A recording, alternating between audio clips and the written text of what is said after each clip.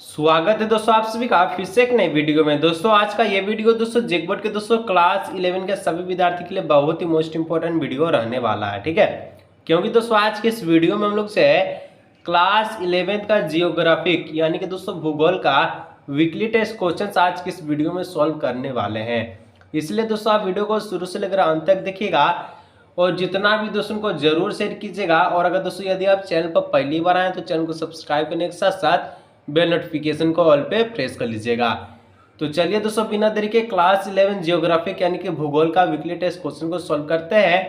और जियोग्राफिक में दोस्तों आपका जो है एमसीक्यू प्रश्न के साथ साथ क्या है तो सब्जेक्टिव प्रश्न है, ठीक है। यानी कि आपका 10 एमसीक्यू और आपका 6 सब्जेक्टिव प्रश्न आपका वीकली टेस्ट में। तो चलिए सारे का सारा प्रश्न आज के इस वीडियो में हम लोग सोल्व करते हैं, तो आप वीडियो को अंत तक देखिएगा। तो आज के इस वीडियो में हम लोग जो है क्लास 11 जियोग्राफी का वीकली टेस्ट के लिए पहला प्रश्न को देखते हैं क्या है, ठीक है। तो पहला प्रश्न दोस्तों कहता है, और ये सेक्शन ए में आता है जो कि सारा का सारा ऑब्जेक्टिव है और सेक्शन ए आपका 20 नंबर का रहता है, ठीक है। तो पहला प्रश्न कहता है महासागरीय जल की ऊपर एवं नीचे गति किससे संबंधित है। जो महासागर का जल का जो महासागरीय जो जल होता है दोस्तों आप देखते हैं कि ऊपर और नीचे जो है इस प्रकार से वो जाता है, ठीक है। तो ये किसके कारण होता है, तो ये तरंग के कारण होता है, ठीक है। किसके कारण होता है, तरंग के कारण। तरंग के कारण दोस्तों महासागर का जो जल है ऊपर नीचे होते हुए गति प्राप्त होते हुए आपको दिखाई पड़ता है, ठीक है। तो ऑप्शन नंबर बी हो जाएगा तरंग के माध्यम से। चलिए नेक्स्ट दोस्तों आपका 2 नंबर कहता है अल नीनो धारा प्रकट होती है। तो अल नीनो धारा दोस्तों प्रकट होती है, कैसे प्रकट होती है, तो ये पेरू तट पर, ठीक है, पेरू तट पर प्रकट होती है। ऑप्शन नंबर डी इसका हो जाएगा 2 का राइट आंसर। चलिए आगे दोस्तों बढ़ते हैं 3 नंबर। तो 3 नंबर बोलता है निम्नलिखित में से किसे भविष्य के संसाधनों का भंडार कहा जाता है, ठीक है। निम्नलिखित में से किसे भविष्य के संसाधनों का भंडार कहा जाता है, तो भविष्य के संसाधनों का भंडार दोस्तों महासागर को कहा जाता है, क्योंकि महासागर से बहुत ज्यादा क्या होता है संसाधनों का जो है व्यापार होता है, खोज होता है। महासागर में बहुत चीज पाई जाती है, ठीक है, जिसके कारण से जो महासागर जो संसाधनों का बहुत ही बड़ा भंडार है, ठीक है, हम लोग कह सकते हैं। और ये भविष्य के लिए बहुत ही इंपॉर्टेंट है, तो ऑप्शन नंबर सी हो जाएगा। चलिए आगे दोस्तों 4 नंबर बोलता है कि सागरीय मछलियों में प्राप्त मात्रा में उत्पन्न जो उपलब्ध होता है, ठीक है। तो जो सागरीय जो मछली होता है, ठीक है, उसमें क्या क्या मात्रा होता है उसमें उपलब्ध, तो उसमें प्रोटीन होता है, वसा होता है, विटामिन और खनिज होता है। तो इनमें से सभी जो है सागर वाला मछली में पाया जाता है, ठीक है। चलिए तो ऑप्शन नंबर डी हो जाएगा। आगे बढ़ते हैं 5 नंबर की ओर। तो 5 नंबर दोस्तों बोलता है सागरों में ज्वार भाटा आने का क्या कारण है, ठीक है। ज्वार भाटा मतलब कि वही ऊपर नीचे वाला, ठीक है, इस प्रकार से। तो इसका आने का जो मुख्य कारण होता है दोस्तों ये सूर्य व चंद्रमा का गुरुत्वाकर्षण, ठीक है। सूर्य और चंद्रमा यानी कि सन और आपका जो मून का जो गुरुत्वाकर्षण है दोस्तों उसी के कारण आपका जो है क्या होता है ज्वार भाटा उत्पन्न होता है, ठीक है, सागर में। ऑप्शन नंबर डी हो जाएगा। चलिए ग्रेविटेशन के कारण। नेक्स्ट बढ़ते हैं 6 नंबर। तो 6 नंबर दोस्तों कहता है महासागर की तरल सतह के विक्षोभ को क्या कहा जाता है, ठीक है, विक्षोभ को। महासागर की तरल सतह के विक्षोभ को क्या कहा जाता है, तो इसको लहर कहते हैं। क्या कहते हैं, लहर। ऑप्शन नंबर ए हो जाएगा इसका राइट आंसर। चलिए आगे बढ़ते दोस्तों 7 नंबर बोला गया है कि सागरीय लहरें निम्नलिखित में से कहां से ऊर्जा प्राप्त करती है। जो सागर का जो लहर है ये आपका ऊर्जा कहां से प्राप्त करता है, तो सौर प्रणाली से ऊर्जा प्राप्त करता है, ठीक है। जो सागरीय जो लहर होता है इस सौर प्रणाली से ऊर्जा को प्राप्त करता है, एनर्जी को, ठीक है। ऑप्शन नंबर ए हो जाएगा। चलिए आगे बढ़ते दोस्तों 8 नंबर बोलता है कि किस खाड़ी में ज्वारीय ऊर्जा प्राप्त करने की संभावना सबसे अधिक यानी कि सर्वाधिक है। तो खाड़ी का नाम है दोस्तों फंडी का खाड़ी, ठीक है। फंडी की खाड़ी में ज्वारीय ऊर्जा प्राप्त करने की जो संभावना है बहुत ही ज्यादा है, बहुत ही अधिक है। तो ऑप्शन नंबर सी हो जाएगा। चलिए आगे बढ़ते दोस्तों 9 नंबर बोलता है कि निम्नलिखित में से कौन सा गर्म जल धारा है। तो देखिए गर्म जल धारा की बात है तो दोस्तों यहाँ पर जो है अगुलहास की धारा जो है ये गर्म जल धारा के रूप में जाना जाता है। तो ऑप्शन नंबर डी हो जाएगा 9 का क्या हो जाएगा राइट आंसर। चलिए 10 नंबर जो कि दोस्तों ऑब्जेक्टिव यानी कि सेक्शन ए का लास्ट प्रश्न है, और यहाँ तक पहुँच के दोस्तों आप चैनल को पहली बार आए, सब्सक्राइब नहीं किए तो जरूर कीजिएगा, ठीक है।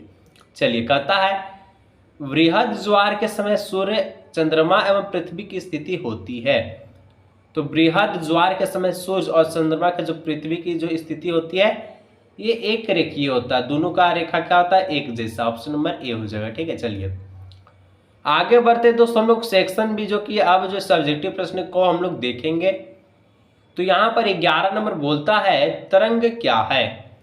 अभी हम लोग देखें कि तरंग क्या है। चलिए इसको हम लोग जो उत्तर में लिखते हैं कि तरंग वास्तव में ऊर्जा है, जल नहीं। क्या तरंग को हम लोग ऊर्जा कहते हैं, जल नहीं कहते हैं, जो कि महासागरीय सतह के आर पार गति करते हैं।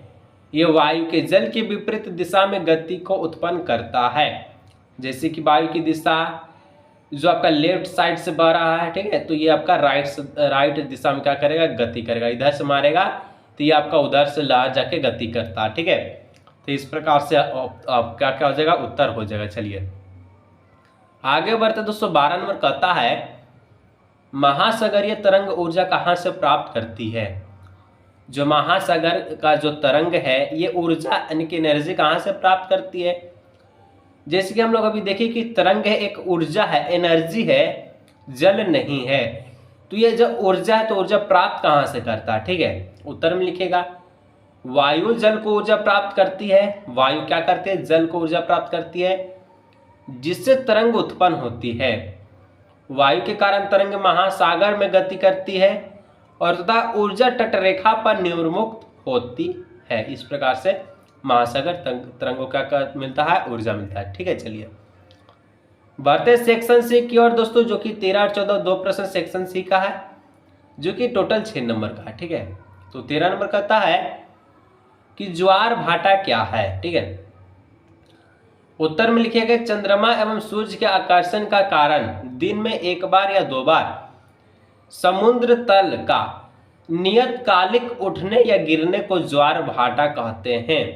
चंद्रमा और सूर्य के जो आकर्षण होता है दोस्तों उसमें दिन में एक बार या 2 बार जो आपका जो समुद्र है इसका जो तल है कभी ऊपर से ऐसे गिरता है, ठीक है। जब यदि आप समुद्र के किनारे गए होंगे उसका लहर को इस प्रकार से प्राप्त आप देखे होंगे, ठीक है, किस प्रकार से होता है। तो ये चंद्रमा और सूर्य के आकर्षण के कारण होता है, जिससे हम लोग क्या कहते हैं ज्वार भाटा कहते हैं, ठीक। चलिए आगे दोस्तों आपका 14 नंबर कहता है ज्वार भाटा उत्पन्न होने के क्या कारण है। तो चंद्रमा तथा सूर्य का गुरुत्वाकर्षण बल तथा अपकेंद्रिक बल दोनों मिलकर पृथ्वी पर ज्वार भाटाओं को उत्पन्न करने के लिए उत्तरदायित्व है। जैसे कि हम लोग एक MCQ प्रश्न में देखें कि ज्वार भाटा कैसे उत्पन्न होता है, तो चंद्रमा तथा सूर्य का गुरुत्वाकर्षण से, ठीक है। चलिए आगे बढ़ते दोस्तों सेक्शन डी की, जो कि आपका सब्जेक्टिव का लास्ट 2 प्रश्न है, 15 और 16 सेक्शन डी में आता है, ठीक है। तो 15 नंबर कहता है कि जल धाराएं तापमान को कैसे प्रभावित करती है। उत्तर पश्चिमी यूरोप के तटीय क्षेत्रों के तापमान को ये किस प्रकार प्रभावित करते हैं।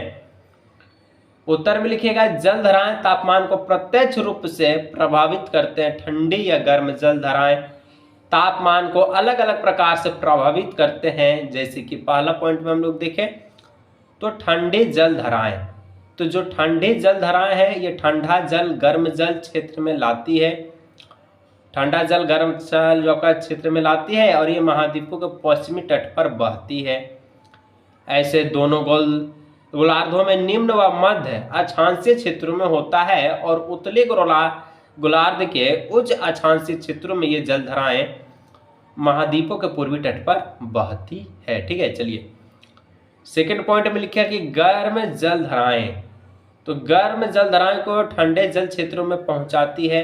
जो गर्म जल धाराएं होता है ये ठंडे क्षेत्र में पहुंचाता है और जो ठंडा जल आपका होता है वो गर्म जल के क्षेत्र में पहुंचाता है, ठीक है। और प्रायः महाद्वीपों के पूर्वी तट पर बहती है। और ये कहाँ बहता था, जो आपका ठंडा जल है वो पश्चिम तट में बहता था, लेकिन जो गर्म जल है पूर्वी तट पे बहता था, ठीक है। चलिए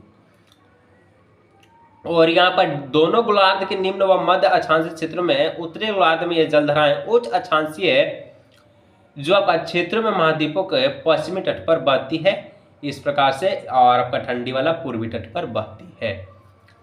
और पूछा कि उत्तर पश्चिम यूरोप में गर्म जो धाराएं मौजूद है जो उत्तरी पश्चिमी यूरोप के तटीय क्षेत्र को तापमान को बढ़ाती है। ठीक है, चलिए अब हम लोग जो आखिरी प्रश्न जो कि 16 नंबर है, कहता है कि जल धाराएं कैसे उत्पन्न होती है। उत्तर में लिखिएगा जल धाराएं दो प्रकार के बलों के द्वारा प्रभावित होती है।